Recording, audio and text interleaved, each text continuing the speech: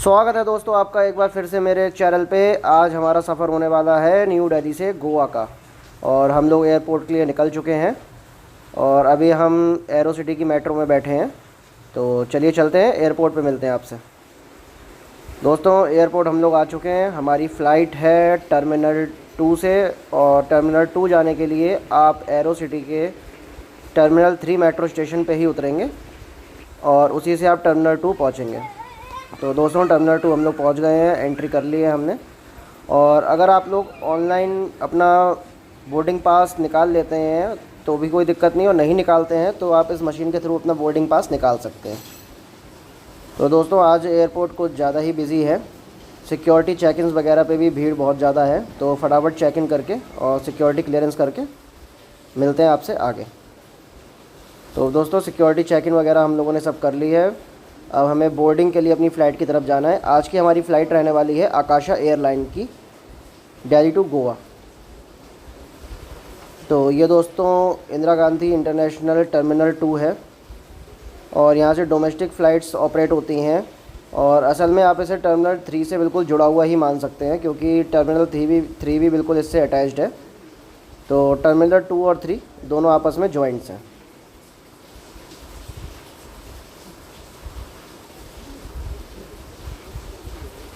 देखिए दोस्तों ये पूरा का पूरा Indira Gandhi international T3 terminal है। तो चलिए दोस्तों चलते हैं, फ़्लाइट हमारी अनाउंस हो चुकी है। तो गेट की तरफ चलते हैं और बोर्डिंग का प्रोसेस पूरा करते हैं। देखिए सामने इंडिगो एयरलाइंस वगैरह के सबके प्लेन्स खड़े हुए हैं। और दोस्तों यहाँ से हमें बाया बस लेके जाया जाएगा फ़्लाइट तक। एक्चुअली यहाँ पे एयरलाइन वालों ने एक पोपट किया था, सामने ही फ़्लाइट खड़ी हुई थी, तब भी सिर्फ एक राउंड घुमा के और बस को ले जाके वहाँ खड़ा कर दिया गया। हो सकता है ये इनका कोई प्रोसीजर हो, नहीं तो एयरक्राफ्ट बिल्कुल सामने ही खड़ा हुआ था। अब ये यहीं से बस से एक यू टर्न लेंगे और यू टर्न लेने के बाद में एयरक्राफ्ट के पास ले जाके खड़ा कर देंगे। देखिए सामने खड़ा हुआ है आकाश एयरलाइंस। और आकाश एयरलाइंस का अगर आप लोग ट्रैवल करेंगे तो आपको कैसा एक्सपीरियंस रहेगा कैसा नहीं रहेगा, इस पूरी वीडियो में आपको ये भी जानकारी दी जाएगी कि आकाश एयरलाइंस की हॉस्पिटैलिटी कैसी है, फैसिलिटीज़ कैसी हैं। और दोस्तों इस एयरलाइन का मुझे वन साइड का जो फेयर पड़ा था, मैंने 6 दिन पहले टिकट बुक करी थी और ये मुझे 3544 रुपये के आसपास की टिकट पड़ी थी वन साइड की। तो एयरलाइन ये अच्छे पैसों में टिकट ऑफ़र कर रही है, सस्ते पैसों में भी। तो सस्ते में एक अच्छी एयरलाइंस है। बाकी आपको आगे दिखाते हैं कि कैसा रिस्पांस रहता है एयरलाइन का। तो ये दोस्तों इनका 737 मैक्स एयरक्राफ्ट है। तो दोस्तों आ चुके हैं हम लोग प्लेन के अंदर और थोड़ी देर में अब ये टेक ऑफ करेगा। और ये देखिए दोस्तों इंडिगो के सफ़ेद प्लेन आपने पहली बार देखे होंगे। हमेशा इंडिगो का प्लेन वाइट और ब्लू होता है, मगर इसमें सफ़ेद प्लेन भी थे। तो सभी लोग बैठ चुके हैं और जो हमारा टाइम ट्रैवल एयरलाइंस के अकॉर्डिंग रहेगा वो 2 घंटे 30 मिनट के आसपास का रहेगा।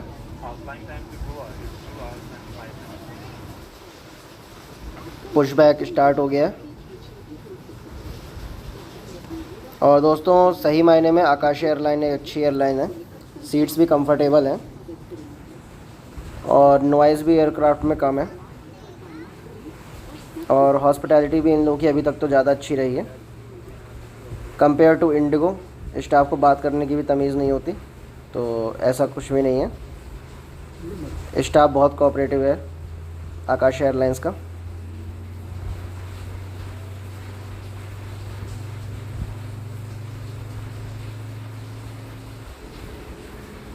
सो टैक्सी भी स्टार्ट हो चुकी है। कुछ ही देर में हम लोग दिल्ली से टेक ऑफ करेंगे और बहुत इंटरेस्टिंग फ़्लाइट होने वाली है ये, क्योंकि दिल्ली में भी आज थोड़े बहुत बारिश का माहौल है और गोवा की साइड तो बारिश हो ही रही है। और 36,000 फीट तक ये प्लेन जाएगा। तो बहुत ही मज़ा आने वाला है आप लोगों को। तो वीडियो में एंड तक बने रहें। सामने से देखिए दोस्तों फ़्लाइट लैंड होती हुई, ये भी आकाशा एयरलाइंस की फ़्लाइट है। तो अगर आपको फ़्लाइट में जाना पसंद है तो ये वीडियो आपके लिए बहुत ही बेनिफिशियल होने वाली है। और दोस्तों चैनल को लाइक और सब्सक्राइब ज़रूर करें, वीडियो को लाइक करें और चैनल को सब्सक्राइब करें। इससे थोड़ा बहुत हम लोगों को मोटिवेशन मिलता है, तभी हम आगे की वीडियो आपको और दिखा पाते हैं। तो दोस्तों रनवे पे टैक्सी पूरी हो चुकी है और अब फ़्लाइट टेक ऑफ करेगी।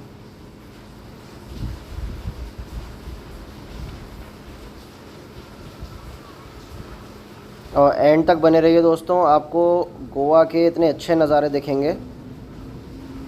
और फ़्लाइट जब हमारी आसमान में होगी तो आपको इतना मज़ा आएगा देख के, इतने अच्छे व्यू होने वाले हैं आज इस वीडियो में। तो टेक ऑफ हो चुका है,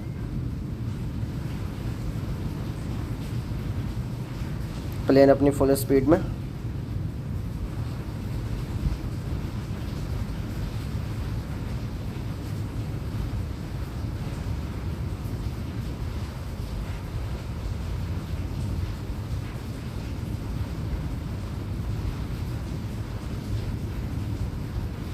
और अब किया इसने टेक ऑफ। तो बाय बाय दिल्ली, और जल्दी कहेंगे नमस्ते गोवा।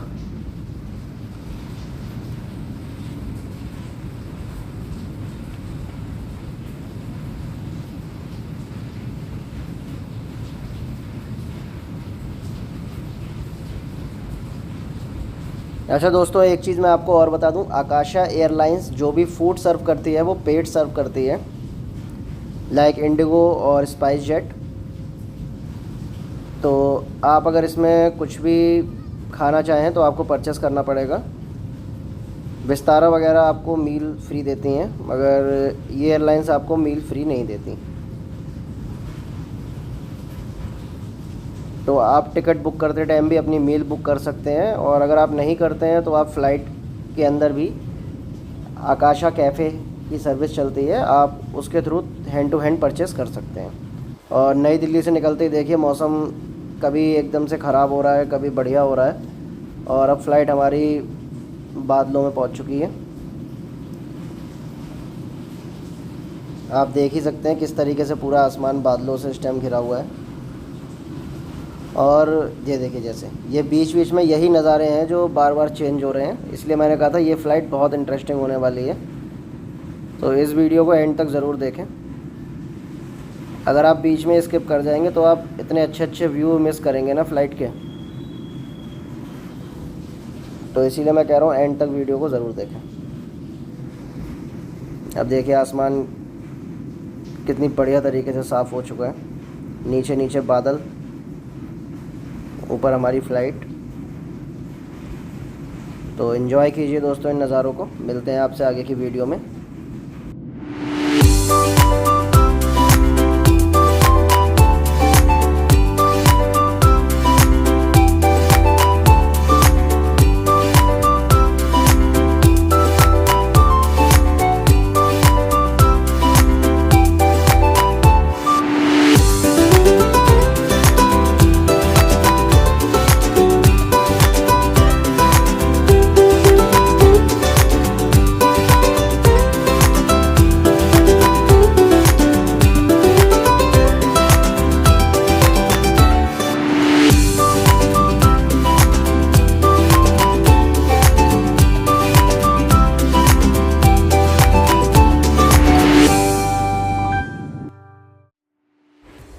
यहाँ भी देखिए दोस्तों, आपको सफ़ेद सफ़ेद बादल दिख रहे होंगे और उसके पास में आपको छोटे छोटे काले बादल दिख रहे होंगे।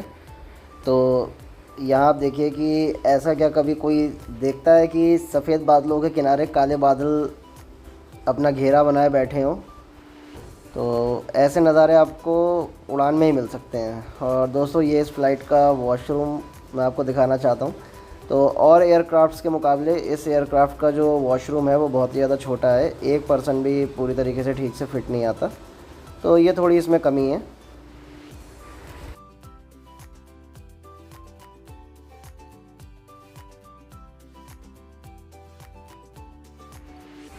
और यहाँ पे देखिए दोस्तों, फिर से एक बार कितना ही बेहद खूबसूरत नज़ारा। ऐसा लग रहा है कि नीचे रुई बिछी हुई है और बीच में से कोई नदी जा रही है और उसके ऊपर फिर से बादल हैं।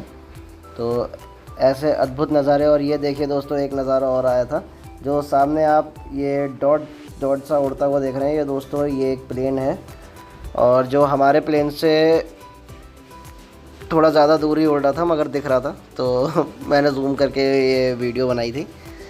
अच्छा लग रहा था कि आप एक प्लेन में बैठे हो और उस प्लेन से आपको दूसरा प्लेन उड़ता हुआ दिख रहा हो आपसे कुछ ही दूरी पे।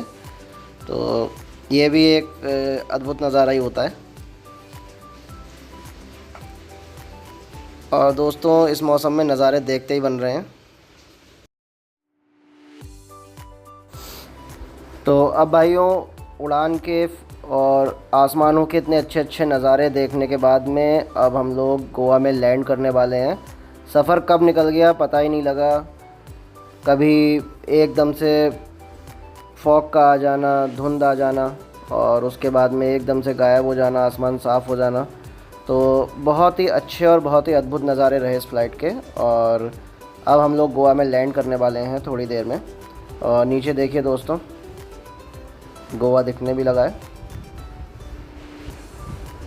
विंग्स डाउन कर दिए हैं कैप्टन ने। और आसमान फ़िलहाल दोस्तों अभी तक तो पूरा साफ़ है। और ये देखिए धुंध आना शुरू हो गई और 1 सेकंड के अंदर पूरी तरीके से विजिबिलिटी ख़त्म। और टर्बुलेंस देखिए दोस्तों, कितना बढ़िया वाला टर्बुलेंस हो रहा है। यहाँ दोस्तों गोवा में वेदर इस टाइम ख़राब है, जिसके कारण फ़्लाइट में टर्बुलेंस भी हो रहा है। और ये देखिए अभी एक बार में सही भी हो जाएगा। ये देखिए, तो एकदम से मौसम ख़राब, एकदम से मौसम सही। और अब हम लोग नीचे उतरते ही जा रहे हैं। थोड़ी देर में हम लोग गोवा एयरपोर्ट पहुंच जाएंगे और फिर मैं आपको दिखाता हूं कि गोवा का जो नया एयरपोर्ट, जिसे मोपा एयरपोर्ट कहा जाता है, मनोहर एयरपोर्ट के नाम से, जो डॉबलिम एयरपोर्ट के बाद में दूसरा एयरपोर्ट है। तो गोवा में दोस्तों 2 एयरपोर्ट हैं, एक डॉबलिम और एक मनोहर। और ये जो हमारी फ़्लाइट है ये T2 टर्मिनल इंदिरा गांधी से चल के मोपा के लिए लैंड करेगी। तो अब अधिकतर जितनी भी फ़्लाइट्स हैं वो मोपा ही जाती हैं, डॉबलिम कम जाती हैं। और मोपा भी इंटरनेशनल टर्मिनल ही है गोवा का। जिस तरीके से डॉबलिम से भी इंटरनेशनल फ़्लाइट्स ऑपरेट होती हैं, तो मोपा से भी इंटरनेशनल फ़्लाइट्स ऑपरेट होती हैं। और ये देखिए फिर से एक बार मौसम ख़राब।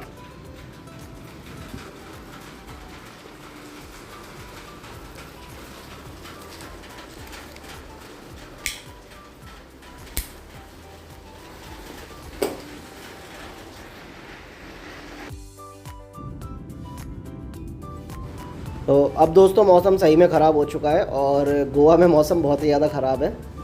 और फ़िलहाल ये गोवा सीरीज़ हमारी बहुत ज़्यादा इंटरेस्टिंग होने वाली है। तो इन पूरी सीरीज़ को दोस्तों बहुत ही ध्यान से देखिए और प्लीज़ चैनल को सब्सक्राइब ज़रूर कीजिए। आप लोग वीडियो देख के चले जाते हैं, चैनल को सब्सक्राइब नहीं करते हैं, तो ऐसा मत कीजिए। क्या ही जाता है, आपको बस सिर्फ एक सब्सक्राइब ही तो करना है। तो प्लीज़ दोस्तों चैनल को सब्सक्राइब कीजिए, तभी मैं आपके लिए इतनी अच्छी अच्छी वीडियो आगे से और ला पाऊँगा। और ये देखिए दोस्तों, इस टाइम गोवा में पूरी ही ग्रीनरी छाई हुई है। मौसम बहुत ही अच्छा है, यहीं से देखने में ही लग रहा है। और अब ऑलमोस्ट हम लोग एयरपोर्ट के पास पहुंच ही चुके हैं, क्योंकि फ़्लाइट अब बहुत ही ज़्यादा नीचे आ चुकी है। और ये देखिए दोस्तों, जो आपको एयरक्राफ्ट के विंग से ऊपर से कुछ बहता हुआ दिख रहा है, ये एयर है। तो आप लोग खुद ही समझ सकते हैं कि कितना एयर प्रेशर है। और ये नीचे देखिए, ये किसी टाइम में माइंस वगैरह रही होंगी, पत्थर वगैरह निकालने के लिए। आज इनमें पानी भरा हुआ कितना खूबसूरत लग रहा है। और तीनों में ही अलग अलग कलर का पानी भरा हुआ है, एक में पीला, एक में डार्क येलो और एक में ब्लू। तो यही दोस्तों नज़ारे हैं जो गोवा के मानसून में सबसे ज़्यादा फेमस होते हैं।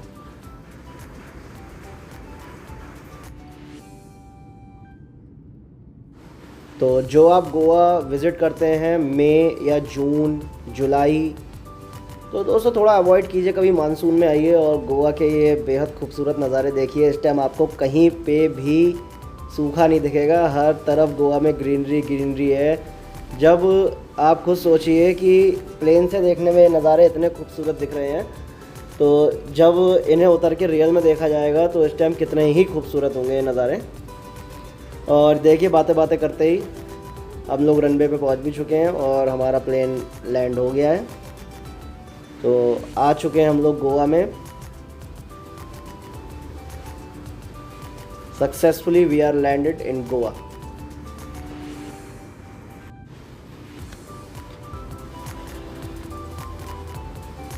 और अब दोस्तों मैं आपको जो गोवा का न्यू एयरपोर्ट है वो दिखाऊंगा, और वो भी छोटा है मगर बेहद खूबसूरत एयरपोर्ट बनाया गया है।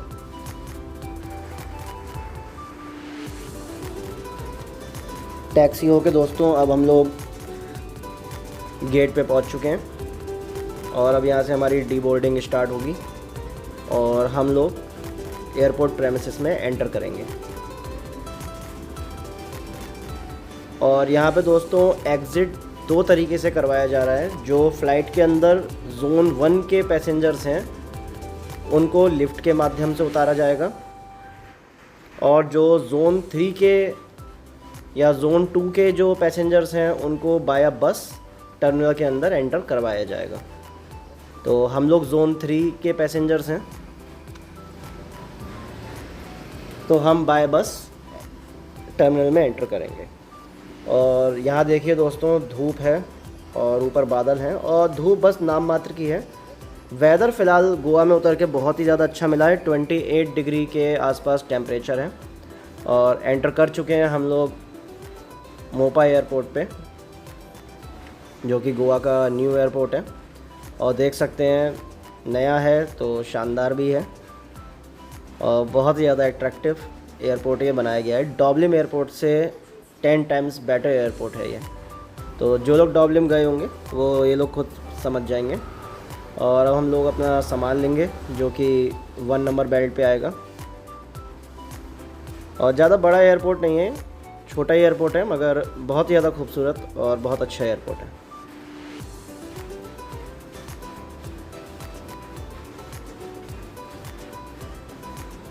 बहुत ही अच्छे से गोवन कल्चर इसमें दिखाया गया है और गोवन कल्चर के अकॉर्डिंग ही इस एयरपोर्ट को स्टेबल किया गया है।